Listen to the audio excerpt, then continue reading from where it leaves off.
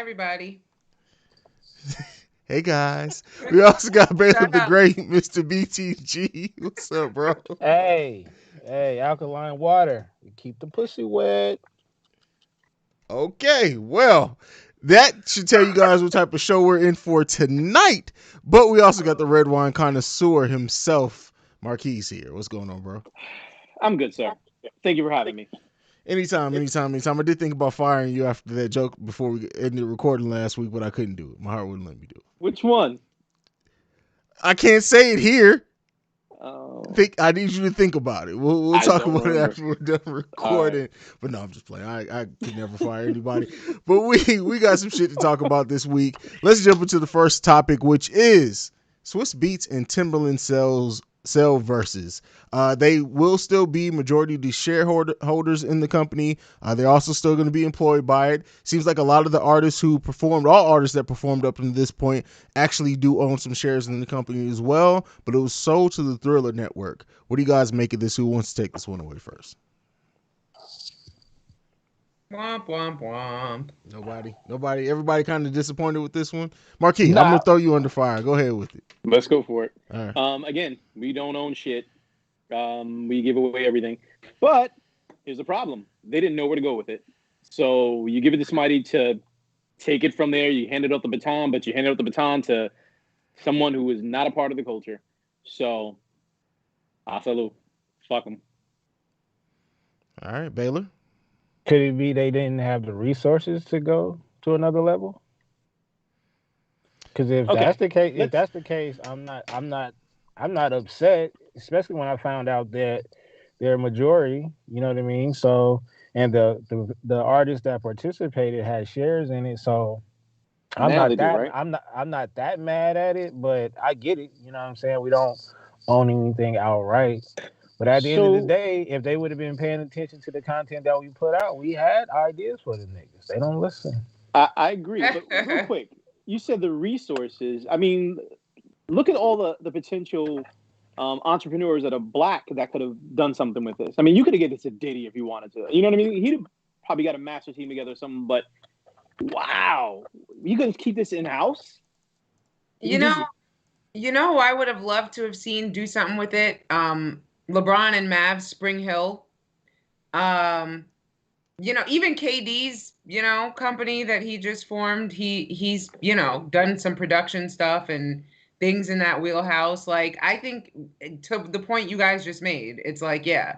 I mean, you raise a good point, Marquis, because in the beginning, I was just like, damn, like, kind of like they couldn't hold on to it and cultivate it themselves. But the point is, I think that if anyone listened to our last few reviews of the last verses, I don't know how do you say that plural. But whatever it is, I think we all kind of came to that conclusion that they couldn't handle it and kind of were in over their heads and it was kind of going in a not great direction.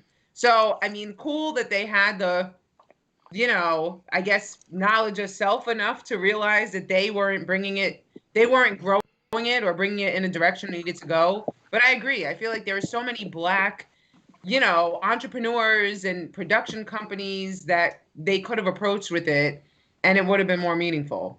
But, whatever. This it didn't have to live on IG though. Like the IG could have been the Well, exclusive it's not content now. or the It's going behind to the be an scenes. app now, right? I know that's That's what I'm what I saying. This saw. could have been if this could have expanded so far. It could have been on OTT. It could have been on streaming. It didn't just have to remain in IG. That's what IG should have been more of behind the scenes. Both of them recording from their perspectives. All artists from their perspectives, showing their crew, and from the national level where you get to see it when it's televised or it's on the app. It expands. You know what I'm saying? So you can see some real behind the stories if you're on the IG platform. But there's just so many different. I can think of multiple ways how this could have gone, but again, I prefer them to give it to Jay-Z of all people. Let him do something with it. It probably would crumble, but But still, Jay-Z just keep it sold in-house his shit himself. of title. I Jay Z know. be flipping shit. Yeah. Maybe our And heroes Ace are of Spade too, right? capitalists. He sold Yeah. portions of title and Ace of Yeah. Spade because he doesn't run shit correctly. But again, he could have got a group of people to invest in or whatever to expand this. But so they could have went the rock route. Things are going to be opening up soon. They can bring this to the stage.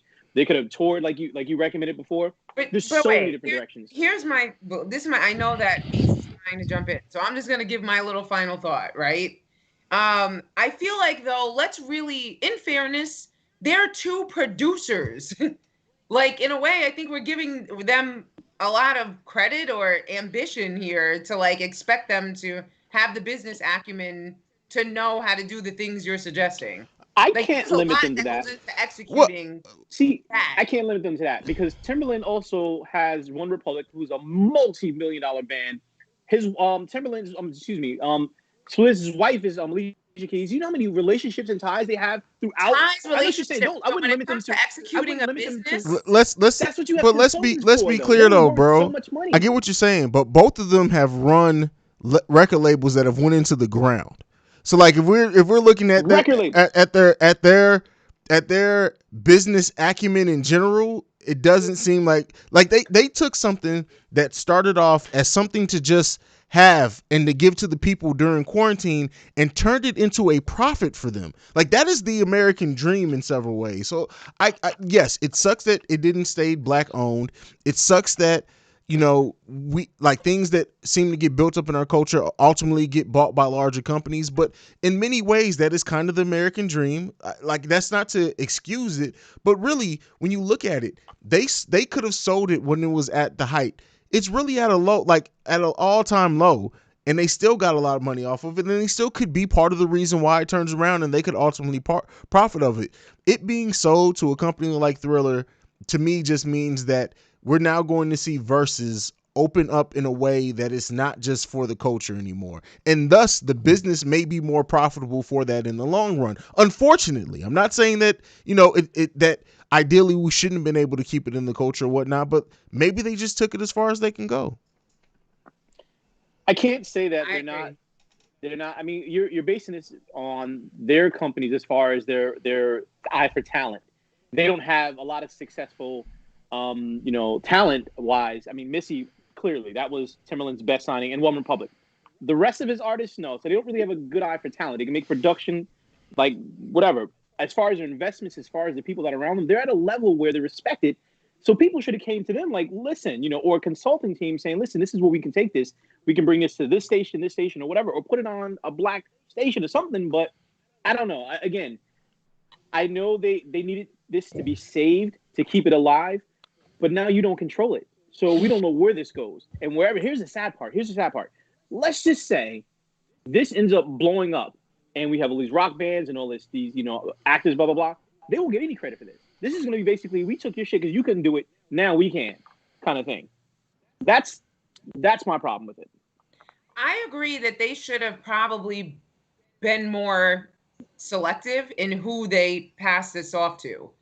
But I don't know. We don't really know the details of this deal either. So who knows what kind of numbers were thrown out there and who knows what kind of support they're going to get. I kind of feel like they were lacking support. Just look at the way that it was executed. I mean, in the beginning, right, when everyone was remote, they would send everyone like a care package of all the things they would need to record from home, and that still was getting fucked up. Like every Verzuz had some kind of crazy technical difficulties, even the ones that ended up in person. So I don't know. I feel like there's a lot more that went into it that, we probably don't even know. So I don't want to be so quick to criticize that. Like, I think I that a agree. wise man knows when they don't know something. So, But the headline is Triller owns it. right. I'm not thrilled about who they sold it to, but I do think they needed to sell it. I mean, yeah, it kind of run its course, and maybe unfortunately it just went as far as it could go with them and for them. So, I mean, it remains to be seen. For all we know, maybe, I mean, Swiss and Tim still have decision making. They're still a big part of it.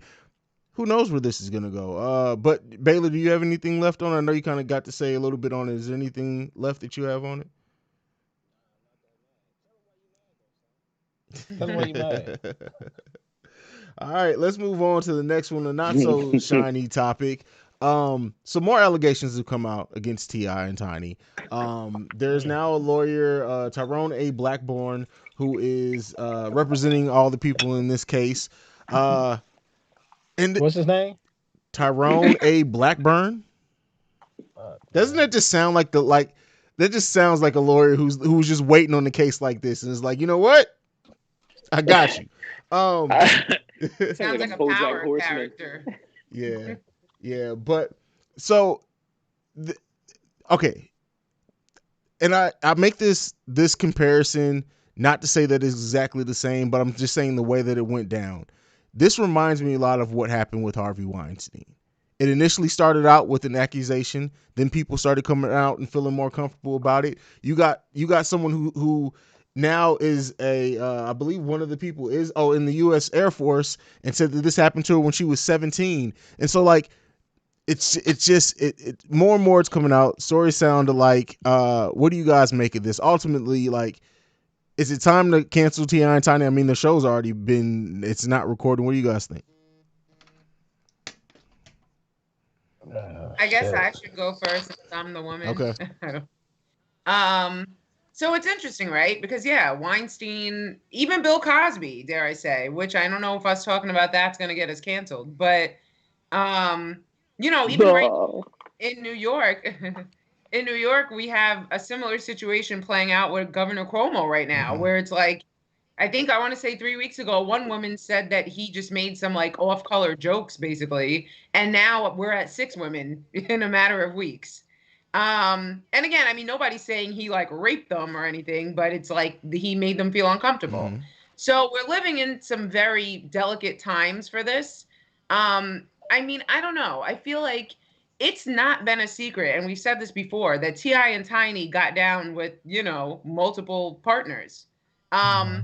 I don't see, like, I'm not even clear on what these accusations are. It's like, were these people saying they were forced to participate in their orgies or threesomes or whatever it is? Like, I don't know. I feel like, again, you knew what you were going to Ti and Tiny's house for. Like, anyone who knows of them knows that this is their MO. So I don't want to, again, I don't know any of these details, and the only people that really know are the people who were in the room. But it is weird when these situations happen where it's like a bandwagon kind of effect. And it's like, if all these things happen, why didn't you say anything then? And I mean, again, I don't want to, I know this sounds like it's discrediting women who've been through something. Have never been in that situation. So I don't know what the motivation would be to not speak on it right away. But it does strike anyone as odd, I think. It's like Ti in his initial defense when the first, couple came forward, it was like, people see a money grab. Yeah. So that's what they, and I mean, I don't know. I'm just cute, like, that is a possibility. So I don't know what to think, And but one of the newest allegations that came out is that the woman Sabrina Peterson, who's I think the first woman to come out, has now been accused of recruiting women to have sex with T.I. and Tiny after that. So like it's a lot of layers that are being exposed here, and I don't know if we ever get the full story. This may be one of those things that everybody gets paid off, and this shit kind of just quietly goes away. I don't know, Baylor. What do you think? So if they get paid off, what does that mean?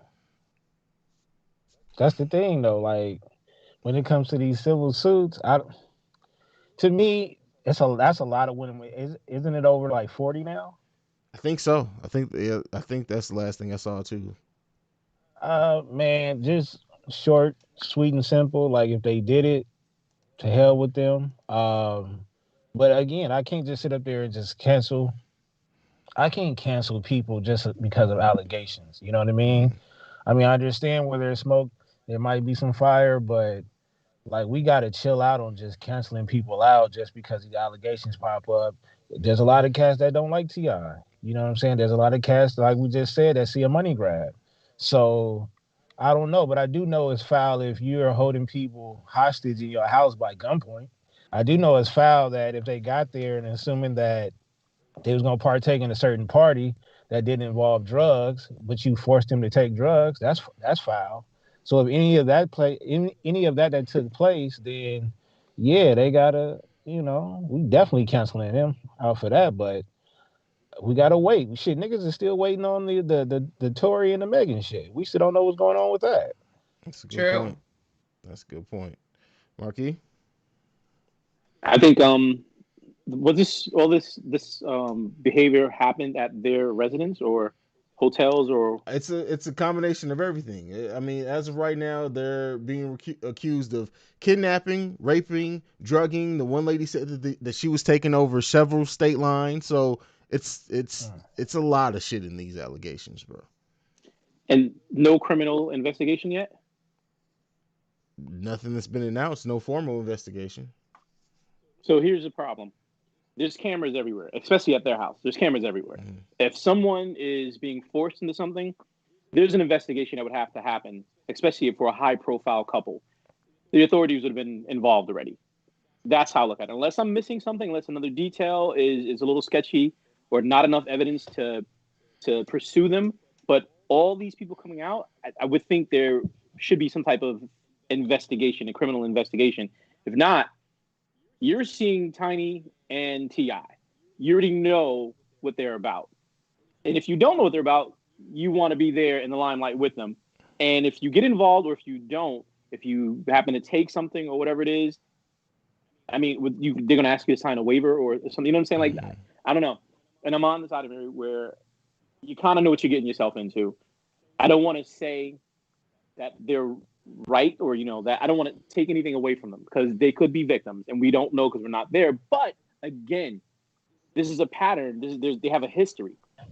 Everyone knows this already. This is like an open secret. And now we're hearing this now in the time of cancel culture. And you know what I mean? So I'm not going to say I know for sure, but how I feel right now based on what's presented to me, I don't know. I can't trust it. Yeah, fair enough. Fair enough. Anybody have anything left before we move on? I mean, look, bro, they about to cancel a skunk. A That's cartoon skunk. Pepe Okay, Le so Pew was Whoa, canceled. no, but the point is, like, once they that was catch you, rapey it's behavior, yo. over. It's over. Once they get a hold to you, and that's why I say it's not fair because it's just like a man being accused of rape, you know what I'm saying, and it was false, but that sticks with him for the rest of his life. Mm-hmm. True. So that's why I'm like, yo, let's just chill. It looks, and it definitely sounds foul when you look at the details, but we just don't know. That's what I try to focus on too. Is like we don't know anything for sure. Period. Point blank. There's nothing that we know for sure. As bad as these allegations sound, who knows? But I mean, it remains to be seen. I'm not passing judgment. Uh, we'll just continue covering it as it involves. But let's move on to the next bit of shit that's just some fucked up ass news. Meghan Markle, Prince Harry, tell-all interview with Oprah Winfrey. Mary, I'll come to you first on this one. What do you think? Like, what do you think about the people that are shocked that the royal family is racist? Because that shit didn't shock me at all. Like, if anybody's gonna be racist, I think it would be the royal family who has proof of inbreeding in their family. But maybe that's just me. What do you think, Mary? I agree, but I also feel like one thing that the last year has proven to me is that um, if the world would just listen to Black people more often, then they wouldn't be shocked about most things. It's like there really are some white people who are well intentioned, and well meaning, who really believe that racism has been eradicated. And it's like, well, it's great that you're not racist, but there definitely are racist out there, and the royal family, like you said, being at the top of that list. Um, that interview was really everything. Everything. I mean, it was like all the feels, right? To hear that Meghan Markle was actually suicidal was, it was really so okay, I guess I should rewind. She's someone who I always identified with and looked up to. I used to follow her blog. I followed her acting career before, and mind you, she was never like an A-list actress, before becoming the Duchess of Sussex and now back to being Meghan Markle. But she always really stood for like women's empowerment and being like this, like strong, elegant woman. And for her to really feel like all of that bullshit was really breaking her down to like the point of not wanting to live anymore, that's really deep. I mean, I want to shout out, Harry for being supportive. I mean, he like there's memes going around clowning the situation like, yo, Prince Harry like left a whole country, gave up a whole country, and y'all can't give up video games or whatever. But it really is the truth. I mean, I think that him identifying like what happened to his mother and kind of seeing like the red flags, in play again with his wife, and him really taking the step to get the flock out of there, I think really was, a courageous one for him too.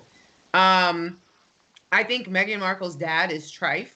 Like, he's been on every freaking news station in the last 2 days, basically like saying that had she not cut him and his other daughter, who was her sister, I guess, off, she wouldn't have been alone. So basically trying to make it out like she chose that path. Meanwhile, he was selling her pictures and shit to the tabloids. So that's how he got cut off in the first place. I don't know. I mean, it's rough when you have a toxic family yourself and then you marry into one. But yeah, I mean, listen, at the end of the day, I think that they are such an example of like, guess what? When you identify a toxic situation, you remove yourself from that. And, they did that successfully and then got paid 7 mil to talk to Oprah about it. That's the rumor. I don't know if that's true. But yeah, that was the other thing. Honestly, to hear that like Harry was financially cut off was crazy. The plot twist there with Tyler Perry being the one to provide security for them when the royal family cut off their security. I mean, that is something that out of everything else, I would have really taken personally. Like, what does that really mean? The public knew where they lived when they were in Canada, and the royal family just was like, well, guess what? Fuck y'all. Y'all wanted to leave. Like, they really, and then their statement after to tie it up, was super whack. It was just like, we're investigating this racism, and they will always be loved members of the family. Like, come on, after all of that, you guys needed to give us more. So I don't know. I feel like the royal family's some bullshit, and good for them for getting the fuck out of there. That's it. All right, Baylor, what do you think? Nothing. I have nothing. My wife was eager to watch that shit. Not me. I wouldn't. Honestly, I wasn't into it at all. But salute to them. I'll fight with y'all. I don't like racism either. Marquis? Fuck your fuck your family. I mean, not like that, but yeah, but like that. Fuck your couch, nigga. I gotta say, shout out to my man for dropping everything for his woman. That's some real shit right there. You basically left the fucking country, your status, no money, and that tells you how fucking racist they are when they basically say we're not giving you any money. Be with that nigga. You get what I'm saying? That's some real fucked up shit. Shout out to Piers Morgan. Fuck you too. Yeah, that's all I got to say about that. That's what you guys covered it all. Hey, Mary covered it all, but like, fuck that whole everything. Like, just fuck it. This period, point blank. They can go right along with Piers Morgan's whack ass. But all right, let's take a break from that. We're gonna get into some actual music, both rock and some R&B or soul, whatever we're gonna call it. Let's jump into it. So, Silk Sonic, a group that was formed from Bruno Mars and Anderson .Paak, two of my favorites. Leave the Door Open. What you guys feel about this track? Keep it open. Still on repeat. It got like a 70s bop to me. Yeah. Yes. Yeah. Love it. And can I just say, you, Hayes, were the first person I thought of when I saw that it dropped, because I knew that both of them are your faves. Yeah. So I was like, he must hear this. And the visual's dope. I don't know if anyone got to see that, but they dropped some visuals to go with it. And I would love to hear the story of how these two, because like, at least to my knowledge, have they ever even done a song together before? Like, how did they come together and decide to form a group? It sonically, it makes sense. Like, if you hear their voices, it makes sense. But like, I wouldn't think that during quarantine. It was during. Well, that makes sense. That makes sense. I'm saying, think about that. Yeah. During quarantine, how did you connect? Yeah. You're in two different parts of the country. That's a good question. I mean, I don't know, I love it, but I'm glad that they fucking did. Like, this was like some superpowers coming together, and I can't wait till the full project to drop, because I have high hopes for this project. Yes, Lord. It's dope when you see a pairing from two different worlds, and I think I would look at like Red and Meth. They complement each other so well. They came together. No upbringing at all. They connected, and you knew they were like brothers. We yet to see a project, a full project, so we can make that determination. But for instance, Gnarls Barkley. To me, I know you hate CeeLo Green, but I don't think anybody has done more for CeeLo Green's style than Danger Mouse. Like, that whole project was perfect to me, both albums, and it was like the perfect pairing, the perfect marriage of the two. So to me, this is what it feels like. It's perfect. It's just almost flawless. The sound, the purity, just the vibe, everything about that song just screams sexy. You know what? We're bringing that shit not just back, but we're moving it forward too at the same time. That's what I appreciated about it. Yeah. For the record, I don't hate CeeLo Green. I just don't like his voice or his vibe. So that's what CeeLo Green is. So you don't like CeeLo Green. But hate is a strong word, and I don't sleep on his talent, but he's just not for me. That's fair. There was one time I read a lyric from CeeLo. He was like, "That was beautiful." I said, "CeeLo Green, I hate it." But no, that's just this Silk Sonic shit is this could be huge, and especially in the time where we talk about like really great R&B. It exists. It's harder to find. It's not promoted as much, but like this has the like this is the best jumping off point that they could possibly have from it. It's a great single. Imagine the tour, them backing each other up on their own songs, and then doing that together. That tour, that's all they need is just them two. They have their albums, their projects, and them their project together. Flawless. I would definitely be ready for that. I would pay good money for that. Yes, absolutely. Cool. Baylor doesn't Baylor, you not impressed? No, I'm impressed. Are you not entertained? I'm just I would allow Marquise to pay for me to get in that concert.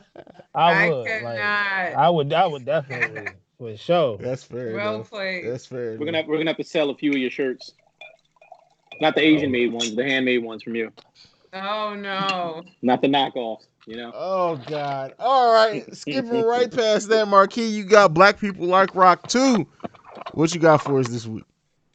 Holla. So, in all good faith and understanding, peace be to all, I have a friend that loves rock, like into heavy metal. Like he's British. My close friend Elise, her husband, he's into like death metal and all that. And one of the bands that got him kind of into that fusion new metal hip hop was Papa Roach and that song Last Resort. I hated that first album personally. I thought it was trash. Going forward, it was pretty good, but he said that was his, it was one of his AMP songs. This is my last resort. So my question to you guys: name one song that amped you up, but also complimentary from that rock track, a hip hop track that also amped you up. Who wants to start first? You want me to tell you mine then to make it easy for you? Sure, go ahead. So you can think about it. Okay, I'll say Into the Sandman, Metallica. Hearing that shit is sleep with one eye open, gripping your pillow tight.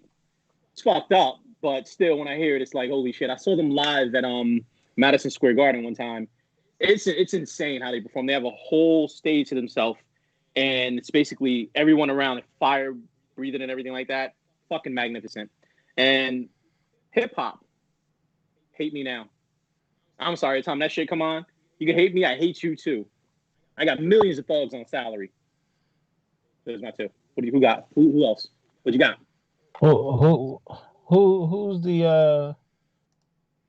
Who's responsible for Let the Bodies Hit the Floor? Oh, that's Drowning Pool. Okay, that's what I'm going with then. All right, and rap. Okay. Shit, it was in high school when I was hooping. It was between DMX and then there was X and Ambitious as a Rider. I played that before all the games. Okay. Can I fuck up something real quick? I hate to do this. So that Let That Body Hit the Floor, that's actually a religious song. I mean, look, Jesus had to hoop too at some point. Word. Sure. I'm dribbling on these hoes. You know what it is. All right, so we talk get you hyped. Shoot the J, huh? No, sorry. Go ahead. Get you hyped for me. Okay, Rock, and this is just something that initially came to my head when you asked the question. Imagine Dragons Gold. Mm. And on the rap side, Wow, everything you do turns to gold. yeah. Nice. On the rap side, the motherfucking grand finale, Little John and the East Side Boys featuring Bun B, Nas, Ice Cube, and Jadakiss. Yeah. Okay. I like it. Okay. Yeah. Okay. Okay. Okay. So I guess that leaves me, huh? Miss Almonte. All right. So rock, Marquis already knows. I'm going Linkin Park, One Step Closer, Nice choice. and then hip hop, we're going Wu-Tang, Triumph. Should have Both of known. those songs get me ready to start the day. Word. If I gotta fuck somebody up real quick, play Okay. some Tim. So that's what you wore that day in the mall? I mean, that's what Oh, you listened shit. to today in the mall? What did I listen to? I don't. What was it? Sounds of children screaming. I don't abuse children. Don't beat your kids, Mary I will. didn't say you did. No, I just beat other And you too. And you too as a parent. Just in case they didn't get the message. You can get it too. All She right. literally said that. You can get it too. Oh my Jesus! That I would have paid to see that. Yeah, All right, we so got old guy. we got a fairly large TV and film section today. So we got Coming to America 2, Coming to America, Snowfall, WandaVision, and Biggie. I got a story to tell. Let's get into Coming to America first. This movie felt like it was made by people who heard about the story of Coming to America but never actually watched the movie. That's what that felt I like. can't agree with that. No. Yeah, I don't know. I don't. You want me to Go explain it? No, you got it, man. You got it. No. Yeah, I want him to explain. Okay, I'll explain it. Yeah. Because they brought all the characters back, right? All the characters back. It had the platform to be a really great sequel. It had none of the spirit of the original. That's why I said that heard about it but never actually saw it. The fact that Eddie Murphy said my MFing without saying motherfucker, and in the first one he would have clearly said it. Everything about this felt like people trying to imitate something they like. Whereas before Eddie Murphy was Prince Akeem, it seemed like he was trying to remember how to play Prince Akeem. Like nothing about this felt like it felt like a bunch of people, like it felt like a sequel that was made when everybody in the original, they had to recast everybody. Nothing about this felt genuine to me. It didn't have any of the grit, any of the thing that made Coming to America special. They tried to retell the story. It was like Coming to America without the soul of Coming to America, to me. Mm-hmm. I agree with that. Okay, I can agree with that. But I agree with that, but I know why though. Why? Cancel culture for one. Two, it wasn't rated R, so it had more of a Disney feeling. You knew the end results before the movie was over. And I know some people complain because they wanted, and because these creators out here that create these fake movie posters and shit, they wanted Kevin Hart to be a part of that movie so bad. Just like they wanted him to be a part of Harlem Nights Part 2 so bad. They want him to be a part of it. And I get it. I know why, because they want it to be an instant classic. But them going from an R-rated classic movie to a PG-13 Part 2, I don't see how. I'm not sure. Like I got a feeling what we wanted, but I was satisfied with what they gave us. You know what I mean? I wasn't mad at it, and it was made for everybody to watch. Whereas the R-rated version, the kids are not interested in going back and watching that. At least most of them aren't. But my kids actually sat down and watched this one, and they enjoyed it. And the little, the old characters that they brought back and the McDowells and stuff like that, it was fun to explain to them what that was and why they were important or why we're laughing. You know what I mean? At certain parts. So I get it. I don't think it's gonna be a classic, but it's still gonna be a part of a classic.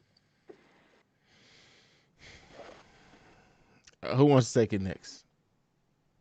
Go for it. Mary? Go in. All right, here's the deal. I feel like number one, the first half of the movie and the second half felt like two different like movies. And I feel like if you did not go into this expecting like a good movie, then it was fine, right? It's kind of like Baylor said, you take it for what it is. It was nice to see everybody. I mean, I don't think that aside from Cobra Kai, not sure if you guys are up on that one, but you're not gonna, and it's not really for the culture of Cobra Kai, so whatever. But I was very much into Karate Kid back in the day, so I really enjoyed it. Anyway, sidebar. But that's the only other instance that I saw um like the opportunity to bring back like 99.9% of the original cast. Of course it was nice to kind of see everyone. Um the jokes were corny. I wasn't such a fan of the dude who they cast to play, Akeem's son. I would have definitely preferred Kevin Hart, but whatever. Um, it was what I did, the only part that was enjoyable, and this is the part that does connect the second to the first, is the second half of the movie. The storyline really did mirror exactly what Akeem went through in the first one, where he was supposed to marry this girl who was like connected with the royalty, but then he ended up falling in love with like a commoner and then discovers what love is. And, that was cute. But it was more earned in the first one. So like in this one, he's fine marrying the woman he was arranged to marry. Yeah, he was 100% fine. Whereas Eddie Murphy was always conflicted about it. So it was more of a story to tell there. Like, and it was such a switch that flipped. It didn't feel as earned as the original. I get what you're saying with the themes being the same though. I agree with that. I mean, it was a cute little thing that, because we got to mention this for the culture. They had DeVito at the end actually perform, and they actually had like real Afro beats in the soundtrack. So that was dope, as opposed to, the parody type music they had in the first one whenever they'd portray Africa.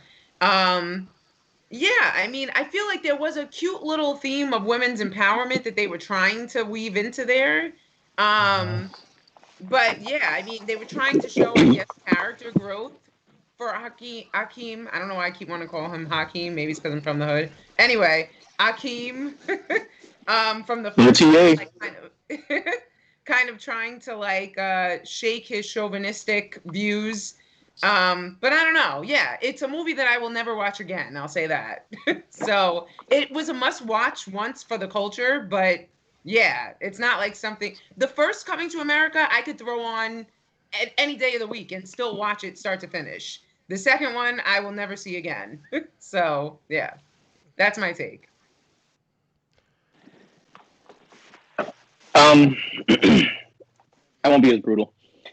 I think so I didn't have any expectations after everyone told me how bad it was. So I'm just going in just to watch it for the culture. It felt artificial. Like all the characters who reinvested themselves into or reprised their role, it felt artificial. The whole McDowell's thing was just cheesy. Going after the McDonald's and everything. To me, I think the biggest problem I have is it felt like when we watch a movie about a white savior for a black movie, what black men are doing for black women. It's like we're looking at it from their lens. A black man is telling an empowerment story or trying to empower women from their perspective, and it didn't hit at all for me. Again, I'm not a woman, but I know if watching that, it didn't feel real. It didn't feel genuine. It's like, oh yeah, by the way, you know what? You're going to be queen. That's what we're left with. So I didn't really feel whatever the movement he was trying to make or whatever he was trying to put or the agenda that was set to promote or elevate, because this is the time to do it. It didn't feel like that. It just felt contrived. It felt, the message was, if there was supposed to be a message, unless it's just like a barbecue, we're back, let's have fun. Let's just put everybody's favorite in front of you and just, make a little money and just, I'm still here kind of thing. But other than that, I felt nothing for this movie. And yeah, I do feel a little dumber for watching it. So I need to watch a little something more educational. Right. Can we talk about, though, how Black don't crack? Because everyone, for the most part, looked good, I felt. Eddie, there were some angles with Eddie Murphy with his gut though, but aside I mean, I think from that, when you that's have COVID, man. a, That's COVID a gut. Hollywood budget, anybody can look good like Black Don't Crack. Because Arsenio Hall, if you seen him before this movie, his black was cracking. His black was cracking. Um, well, the women look good. that's true. That's true. Shari Headley still looks And good. and that scene where they did the whole deep fake thing, like where they de-aged them, Yeah, it looked pretty good. It could have been worse. it did. So Yeah. yeah, I mean, overall, like I said, like it's not a horrible movie. It's just it's cool. Like that's what has been my approach for it. It's cool. Like I said, like Mary said, I don't think I'd ever go back and watch it, but it's cool. Cool. Let's move on. Something that's more than Lay the cool. other side of the pillow. Snowfall season 4. What the fuck have you guys thought about Snowfall season 4 so far? We're missing an episode, by the way, while we're recording this. But what do you guys think? It gets better and better. I agree. They've mastered the art of storytelling slowly and masterfully. The intricacies of each detail, character. I mean, great character development. Honestly, I thought they could have ended it at season 3, and I was worried for season 4 that they couldn't top that. But they're doing a really good job bridging this. So I'm loving this shit. This is one of my favorite shows, period. This shit is dope. I mean, it's literally Snowfall, so I guess it is dope, right? Okay. Well played. This show is the writing in it is I don't know if you guys know or not. I consider Breaking Bad the best written show I've ever seen in my life. That's above The Wire. That's above Sons of Anarchy. That's above what anything else that the people throw out. This is damn Hannibal. near close. Hannibal.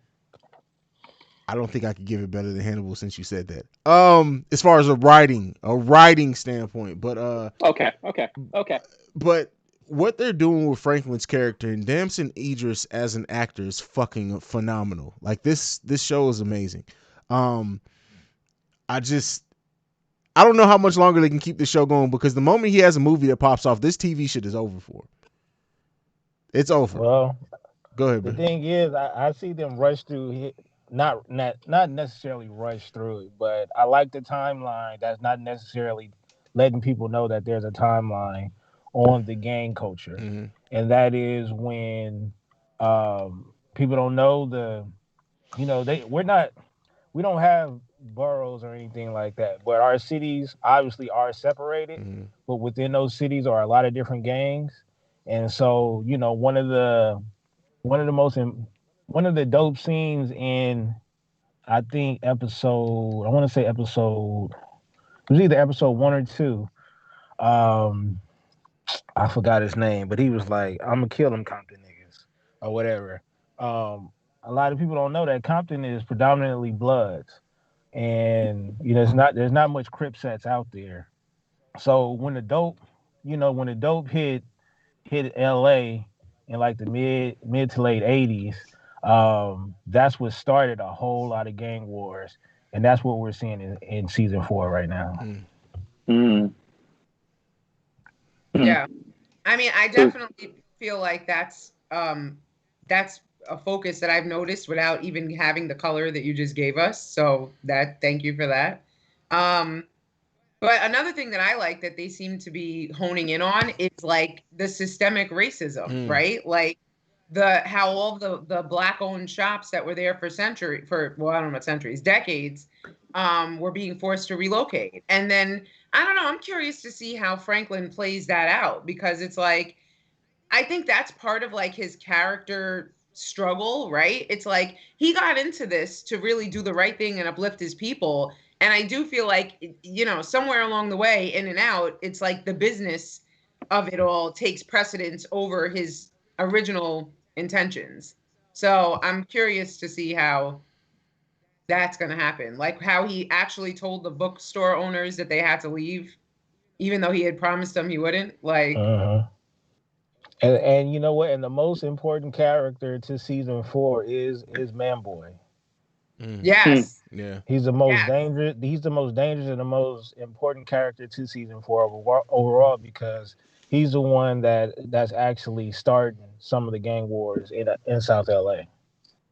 So we all know a Manboy. Yeah. What do you make of his choice to go after the other one over Manboy, knowing that Manboy might be the one that's going after him? Like he basically made peace with other dude to take Manboy out, and he could have kept that under control, but he chose to keep Manboy alive. What do y'all think about that? Because you know who's more trustworthy. And I Manboy think the other dude would have been more trustworthy, wouldn't he? No, what I'm saying is I don't think he trusts Manboy that much either. So he's a lesser of two evils. Because that was Teddy's story. That was Teddy's story, basically to have them kind of play against each other and take the. Right. He didn't do that. Like he basically looked like he sided with Manboy though. But you got to figure if both of them wipe each other out, then he doesn't have that much manpower on the street. And didn't his peoples tell him that if they were like given the choice, they would have went with Manboy? Mm-hmm. I felt like Jerome and old girl had. No, they said they'd have taken Manboy out. I thought they said it would have taken Manboy out. They said they would have went with Manboy, keep him alive. I thought that's what they said. Anyway, you already know, not to skip ahead, but we're going to talk about this later in the show. That was one of Biggie's 10 crack commandments. You don't trust no one. Yeah. That's a fact. But yeah, Snowfall's fucking amazing. I can't wait to see how this season's going to end because it's going to be an interesting one. But can I just say, Damson Idris, because you had, kind of alluded before about how he's about to take off. He was on Good Morning America this morning, and he told the story. I don't want to get too, well, okay, whatever. Y'all could go look it up. It's on his page. But he told a story about how he accidentally joined a Zoom, and, he didn't have a shirt on, and Jay-Z was in the Zoom, and basically he did a Jay-Z impression that was, like, so on point. Like, he really is a master of impressions, so... I think because, I feel like in Baylor, you would be the litmus test here. But I feel like when you hear him speak in his natural British accent, it's like, goddamn, how is he pulling off this West Coast accent? On a continuous basis. Well, getting to the next topic about, if he can become the next star, I believe so, based off of what Mary just said. He could pick up a cadence like nobody can. And the fact that I don't want to call him the cadence coach, but one of his acting coaches was Dub C, and it's like, this is how dope he is. I can hear a cadence West Coast voice. I don't hear Dub C, but I know that he coached him to talk that way. So he just like Rick from The Walking Dead, he has cemented himself as Franklin. No matter what else he does, he could be in blockbuster movies and stuff like that, but he will be Franklin. Is that a good or bad thing? That's a good thing. So any character you see, you'll always see Franklin. But I to me personally, he might have a different, because it's his career. But I think Snowfall will always be his baby. Yeah. Look, just like with Omari Hardwick, he's Ghost, but we've seen him in other things, and he did a great job of not being Ghost. So right, and then afterward, whatever he do after that, nigga, you still gonna be Ghost. I know. Yeah. These niggas think I'm really Ghost. And Bobby Brown. Oh yeah, Bobby Brown. But can we talk about? And I don't want to get derail us too much because I know we have a lot to cover still, but. I feel like the Black British actors are killing the game. Oh yeah, absolutely. For a minute, absolutely. It's been growing and growing the last few years. But yeah, absolutely. The Queen don't like them. They coming here. Right. The niggas are coming here. The Queen don't like them. Well, damn. All right. Well, that's the way to link it back into an earlier topic, Marquis. But yeah, the Black British actors are killing it, and I think also it's because a lot of British actors start off in theater. They have this theater background, and that is why you see them so easily able to adapt into a multitude of different roles. Whereas in America, you're more than likely to get typecasted very early on in your career. The moment you have a good one, you're get typecasted. But these British actors really spent years doing stage acting and things like that, so they're more versatile. The dude who played Lincoln, where is he from? What's his name? I can't remember his name right now. Lincoln or Leon? Lincoln. He was Lincoln. He played Abraham Lincoln. Oh. Wait, which? He was also In what? He retired. Oh, The movie Daniel Abraham Day-Lewis. Lincoln. Daniel Day-Lewis. Where's he from? Is he not American? I don't know. I was asking. I mean, the reason I say that, some actors dive so far into characters, you don't even see them at all. And they're theater actors. They start off in theater and then they go into, film, but you can see how that training translates He's English as well. to movies. Yeah, figures. Christian Bale, the rest of okay. Right, but I feel like if you take all of our sitcoms, right, is this like indicative of a shortage of talent among the American Black actor pool? Because it's like, okay, dude from For Life is British, right? Mm-hmm. Snowfall, All American, which by the way, we need to talk about that like next week because that got Spencer. Shout out. Yeah, Spencer, but he's British. Like all of these. And you know what's crazy about that, Mary? I was asked about his character because it's based in LA, and I was also asked the first season of Snowfall, like, how do I feel about these British cats taking roles, and like, wouldn't y'all? I don't know why they feel like you have to be a real gangbanger to play a gangbanger in like a LA based movie or LA based show. I'm at the point where I'm like, yo, you could be from LA, but can you act? Right. Can you be Franklin? Like, my wife didn't know until the third season that he was British.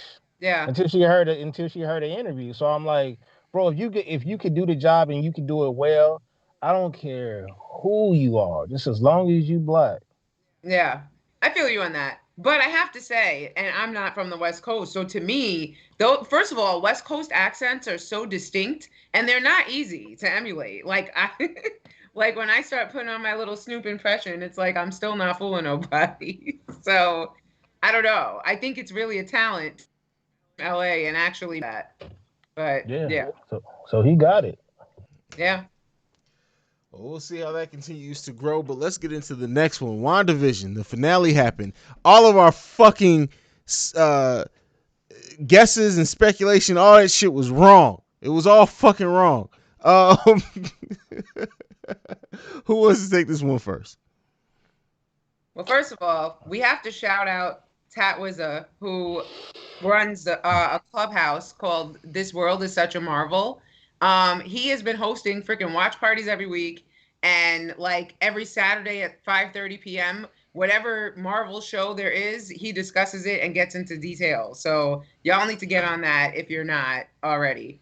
But yeah, I mean, listen, they tied it up beautifully. I think we were wrong, but maybe I would have been. Nobody likes a predictable show. Right. So, I'm just curious to see where things go. And I know things are up in the air. But I feel like they left it so open-ended, right? I mean, first of all, and we talked about that in the clubhouse room that I mentioned before, but motherhood was such a theme. And again, not to give myself the shameless plug, but I always look at things from a motherhood lens. I'm a mom and, young urban moms and all that. But, Wanda's love for her kids is what got her like to basically chase Agatha / Agnes, whatever we're calling her, into her little lair in the first place. And as you can see at the ending, her hearing her kids call for help is what's going to get her back into the game, which I guess we'll see how that plays out in Doctor Strange. So I'm curious to see how that goes. But the way that everything got answered was pretty perfect, I feel. So I'll let you guys get into the nitty gritty next. Baylor? Shit. No, you just gave us the nitty gritty. Shit. I mean, that's basically it. I'm ready for another season. I want to see how they tie it up to any Marvel events that come up. I know for a fact that Wanda is dealing with a lot of trauma, and that woman needs some therapy. For real. Actually, needs more than therapy. But Marquis, but I did tell folks. They asked me if I would do the same for my wife, and again, I will say this again. I will absolutely torture you niggas if I lost my wife. I would definitely bring her back. I think, All but that's a all part you of her niggas, story that we all tap into because most of us would do that for any of our loved ones. So. oh yeah, all you niggas will be happy in my sitcom. I cannot. Marquis. So one episode we had a conversation about how DC is changing the game by making it real. Marvel snatched that shit back. This shit was fucking flawless. I don't know. I've never seen a show like this before. Whoever decided to write, create, and expand upon a psychological trauma from a childhood and use her power. And imagine if she was just in a psych ward and this is what she imagined. This shit was magnificent. Fucking magnificent. My question to you, for all of you, who do you think will win? Her or Captain Marvel? Oh, not even. It's not even a question. Wanda is the most powerful person in the MCU at this point. Yeah, I think so too. At this point. Mm-hmm. Who's more powerful than Wanda in the MCU? Deadpool. He's not in the MCU as of right now, but he's still not more powerful. You saying he can just survive more, but he's not more powerful. He put a gun on the writer's head and got out of the comic book. Wait, so we saying overall all characters in the MCU currently right now?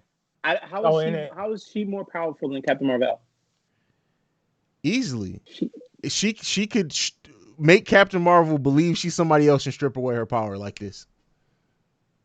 You know, time out. Have I been saying this wrong the whole time? Because I call her Captain Marvel too. Why are you putting that there? It's Captain Marvel. Really no. She's Captain Marvel. The original one, the original person, Marvel, is in the comics, but she's always been Captain Marvel. Mary is Target and Tarjay. Okay. There we go. But okay. That's next level nerd conversation. We're not even gonna go down that path. Okay. Can I pose this question? Uh-huh. There was I know y'all probably seen a meme on Twitter of them attacking Wanda, asking why she didn't pick any black sitcoms to be a part of. Yo, though, for real. So my question to y'all is, what sitcom would y'all want to be a part of? I don't know, but that says a lot when somebody from a war-torn country still would not want to be a nigga. Like, she grew up in Sokovia that's war-torn, and still, in her fantasy, she still did not want to be involved in the black sitcom. That's all I got to say about that. She probably found Arnold. But I'm gonna go Family Matters to answer your question. Family Matters? In the episode where, Steve becomes Stefan Urkel. Yes. I'm going to a different world. Ooh.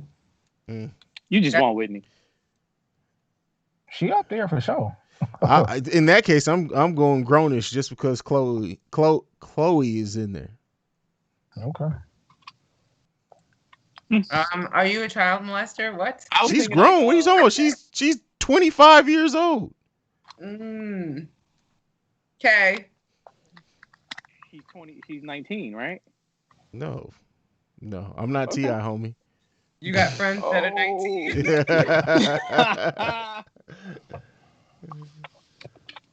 Yeah, that got weird. Moving on. Yeah, it did. Yeah.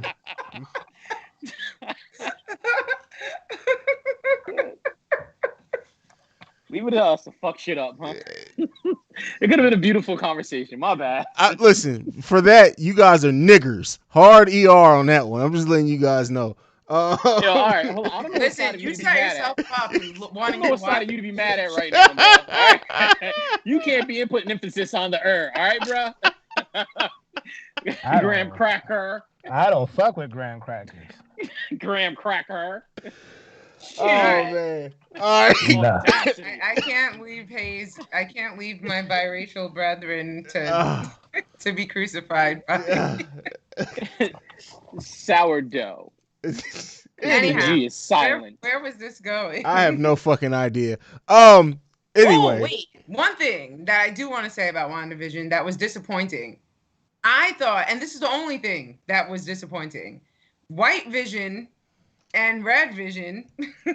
I was Colored expecting Vision. some more fireworks from that. It was just like, oh, you are really the Vision. No, you are, but that means you are. And then he does the little Vulcan mind meld thing, and then he just flies off. Like, What? For me, You that know what's ended gonna the happen. exact way I would think a battle between two visions would go, is an intellectual Yeah. level. Now, the thing in that did bother me is that the white vision, spectral Did he vision, kill himself he because he no, didn't realize he was a vision and he got he his was memories programmed back to and destroy the vision? he got his memories back and got the fuck up out of there. There's no way in the way that Vision was depicted in the Marvel movies that he would leave Wanda there. Like he wouldn't. Even if you go back to Age of Ultron, he didn't know who the fuck Wanda was, and he made sure he saved her at the end of that movie. So like, Yeah. there's that they're gonna have some explaining to do with that, because like him getting all his memories back, knowing he's Vision, and saying, you know what, even though Wanda's in the middle of a battle, I'm getting the fuck up out of here. I can't imagine Vision's character doing that. Now there is some speculation going around that even though he got his memories back, he still sees himself as a different person. So thus he doesn't have the attachment to Wanda. So that's why he got out of there, which could be completely true. I think that's what he said too. He didn't say that I'm Vision. He said something like, you are Vision, we are Vision, or something like that. But no, he did say I am Vision. He didn't confirm that he was Vision. No, he did say he did. No, he did say I am Vision. He said I am Vision. He said I am Vision. Yeah, he did. He did. And then just flew the fuck off, and we don't know unless he was still. Did he say it ominously, like he was exploring the question, like I'm Vision? No, it was matter of fact. Yeah, and I mean, and they showed that the whole point of Vision touching, doing the mind meld, as Mary called it, was to unlock his memories. So he now has all the memories up until Thanos pulling the stone out of it, because they showed that. So he has everything. But then Vision is there too. There's two Visions there. They're both going to stay there to protect Wanda. But it doesn't matter. I mean, but where's there? Yeah, because it was in that all bubble, destroyed. in the hex that got destroyed. The hex is gone. Yeah, it's gone. Yeah, hex is gone. Then how did she create the Then how did she create the witch? Right. Still pieces and of after all that, no, the hex is completely gone. If you're referring to the end, she's astral projecting just like Doctor Strange did in his movie. Okay. Yeah. Okay. Right. No, And she went to that log cabin. When she took where they'll go. She took this chick's power, but she put the hex on. It was still there. It was pieces of it. It was fragments of the hex still there. Well, not at the end of the show. That point there was. You're saying when he flew off, Vision went to go stop her from her power away. The Vision in the show went to go stop her from giving her power away. Remember? What? Okay, the end. Well, that wasn't the end. We're talking about the very end of the show. At the end, when Wanda flies off, when she leaves, the hex is gone. Mm-hmm. Okay. And so that's what Mary was saying. It's disappeared and everything. It was like it was all a dream, like you said.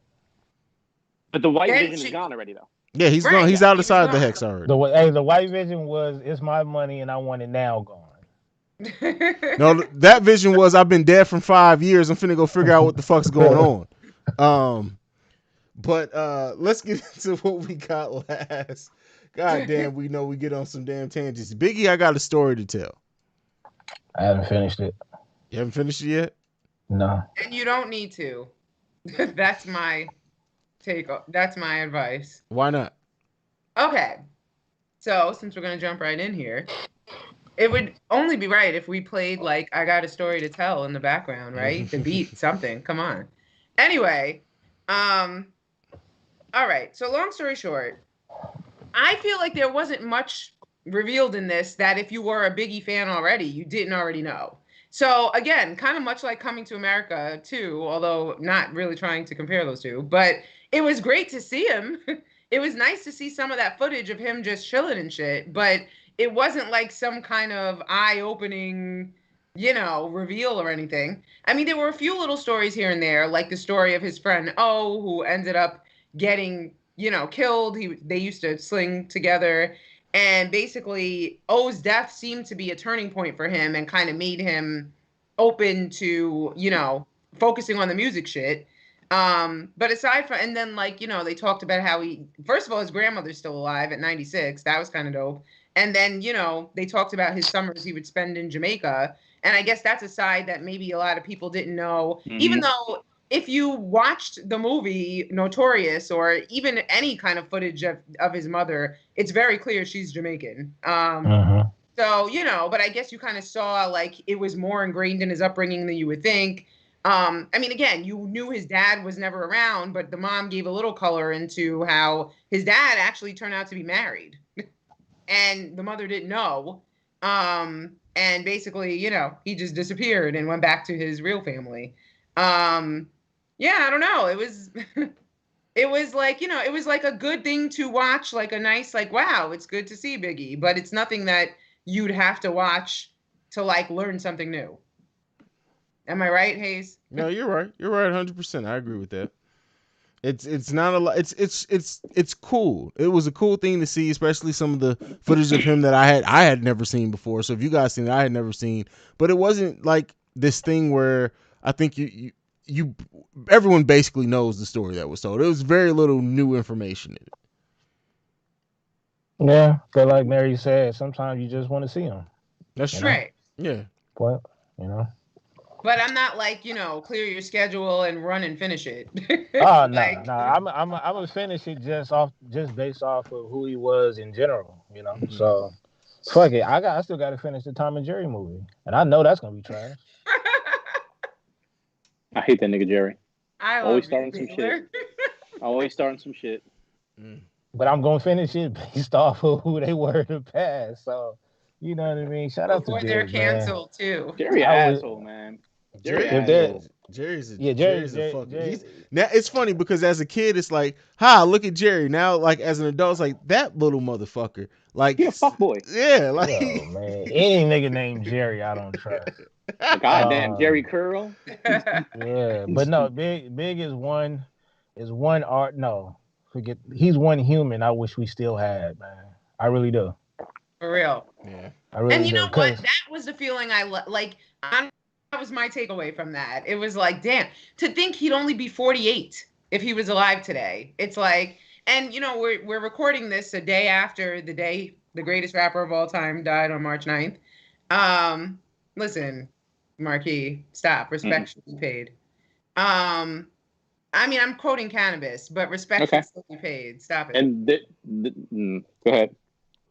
Go ahead. Now you didn't open the rabbit hole. No, let's not go down this rabbit hole, please. We already know that one. Let's not do this. All right. Whatever the case is, not for nothing. So yesterday I was on the road, on the actual day on March 9th. I was on the road a lot, and that's the only time I ever listened to like the radio, because I was touring colleges with my daughter. Anyway, sidebar. But not for nothing, I really felt like what a great day to be like listening to the radio and on the road, because every station, and I don't know if it's like that on the West Coast or even outside of New York, Hayes, but every station was bumping, Biggie, and it was like some serious Biggie mixes. And again, anytime you just hear him or see him, that's the takeaway. It's like, damn, I wish he was still alive. What else could he have? What would the game be right now if he didn't die? You know what I'm saying? At 24 years old. Like, just think of how incredibly young he was. The world would be different. I don't even think he would be rap. I think he wouldn't have rap past 30, honestly. I think he would have been much more important, much bigger than hip hop. There's a lot of other artists I feel like that, but I don't know. You think he would have acted? Because I don't like, not for nothing, I just remember that episode when he was on Martin was like epic. Like I was like I definitely think he would have ventured into all of that, but I think he would have been better than Killer Mike. You think he was a thespian? Yeah. Okay. I think that's why I didn't say I wish we had him back as an artist. I wish we had him back as a human, because it's something in his mama says it without saying it. Like he was different, man. He was different. If I could have him back, if I could have Nip back, man. Oh my God. And Pac, come on. Pac is that's I mean all of them. And Pop Smoke. Pop Smoke had it too, I gotta tell you. He didn't have long enough in his career for everyone to see it, which, by the way, we all need to watch Boogie. But for real, he had that spark, that same spark. It was there. I get where Bill is coming from. Like, Big had something special. He was humble. He had a heart. Like he named Junior Mafia. He wanted to get them out of the hood. He wanted to. It looks like he wanted to relocate people and build people up.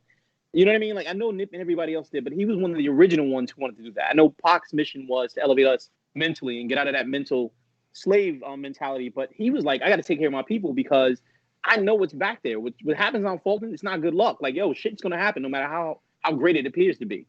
I do appreciate that. And the one thing I told you before, he wasn't in my top 10 until I recognized what he did for hip hop itself. Like people still reference him in Pac, and it's always in a positive manner. No matter how you look at it, it's still they're elevating the culture. You know what I mean? I got two questions for. Actually, I got a rapid fire. No long takes. Do you think him and Jay's album would have been better than him and Kanye's and Jay's and Kanye's album? Absolutely. Especially at the Okay. time that it would have been released at. Absolutely. Okay. Yes. Okay. It could have been Big and Bow Wow. That shit would have. Oh my God. I gotta get past this. Okay. Would Jay be as big if Big didn't die?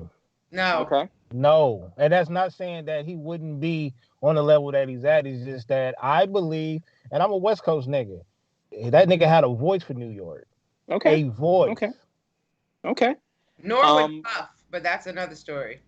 Because he's living off basically that. Can I tell you, and I don't want to get long-winded because I know you got more, but so part of what yesterday when I was in the car, not going anywhere for a while, part of that medley was Missing You by Puff and Faith. And then it brought me back to like 97 when that dropped. And I literally was like, yo, that was really Puff's moment. That was what brought Puff really to the forefront as an artist.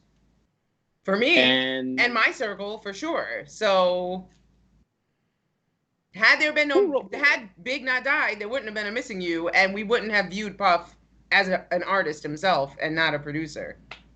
Who wrote that? I forgot who wrote that. Missing You?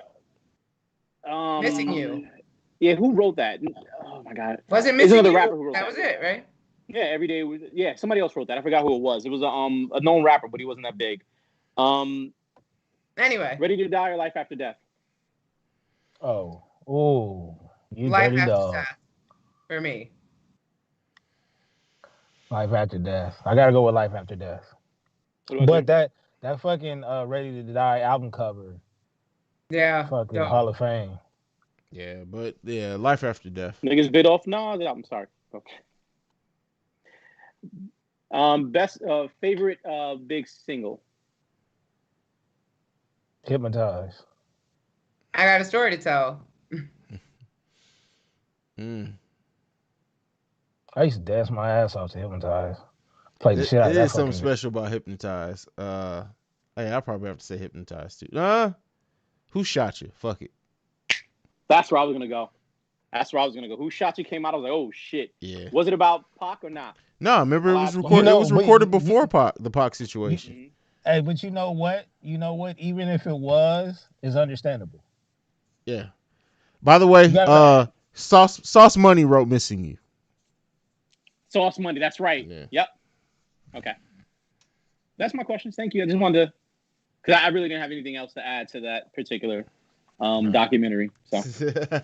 All right, we're gonna get into our last break. When we come back, Wayler has his legend list filled with Soulja Boy and Little Romeo.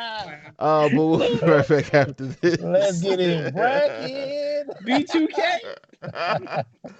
All right. We've been on this shit lately. This is just a good fun way, especially because we've been getting pretty deep on these episodes. So Baylor, this week it's your legends list. Plot twist. So look, I got 7 names, right? I got 7 names. I got 7 back 11s. 2 of those names definitely shouldn't be on the list.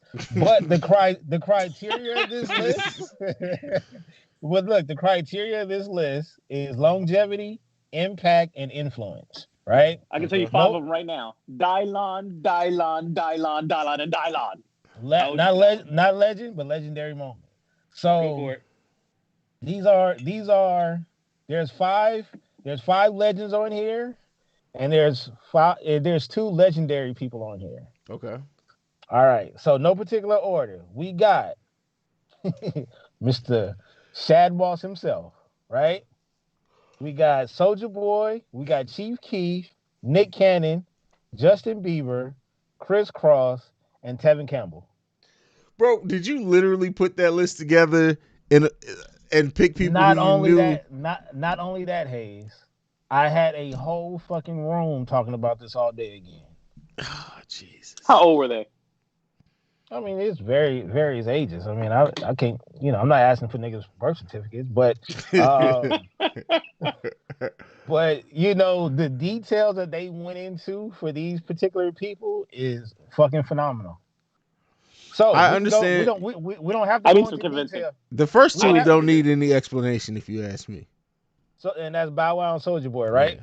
All right, get them out of here. Now we You have. sure they don't need explanation? They don't need You don't. any Hey, Still explanation. not? For me. I'm gonna tell you right now, Marquise. If you looking to discredit those two, I know. So no, Soulja there's Boy. there's a Hold on. nigga that's gonna break down both of their careers. That's gonna make you think like, yeah, let's leave them niggas alone.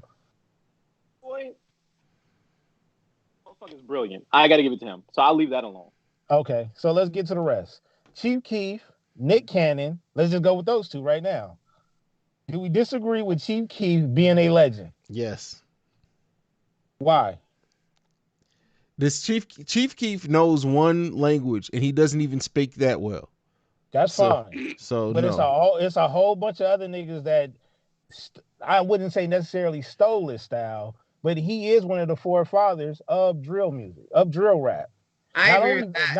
I agree with that. I agree with that. He's a legend for that, for sure. It's seeped over to New York and it's all the way over here in the fucking UK. Oh yeah. Yeah. For sure. Those grimy videos, don't get me wrong.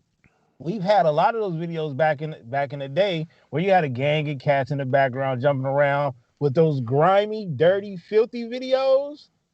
Well, it started with Wu-Tang, but Yep. but the way they're shooting it now, that came from Chief Keef. I agree with that too. Nick Cannon. Okay. What we got a problem with In a Nick? suit. So what we got I about don't have Nick? a problem with Nick Cannon. Okay. No, he's a Do legend. you guys? Wait, are we talking about legends musically or are you talking about culturally? For the culture. Okay, well Yeah. then yeah, I can't And he take is it. a Yeah. legend for the Yeah, then he's culture. absolutely a legend for the culture. As Okay. corny as his start may have been. Yeah. Okay, now to I round like it off. Drumline. Bro, Now Nick I'ma round Cannon it doesn't off. even like Drumline. I'm gonna round it off with the last three. Justin Bieber, Chris Cross, and Tevin Campbell. The only one I got disagree with there is Tevin Campbell. Okay. A lot of people did. Yeah. No, listen, Tevin Campbell is like the wedding soundtrack. You go to any black wedding, you're gonna hear some Tevin Campbell. So, But watch this though. When me and Catherine get married, you won't hear There's one there's one person that puts Tevin Campbell in. Hear me when I say this. This is not me, but I will have him back on the show. He has him in the Lauryn Hill category. Okay. As far as not being a legend, but having a legendary moment. I would agree with that. Okay. I don't disagree with Tevin Campbell being there. When it comes to R&B, for sure. I just got one question. Yeah, you got more than one. So, you put this legendary list, these 7 legendary lists. No, I put this legend list together and added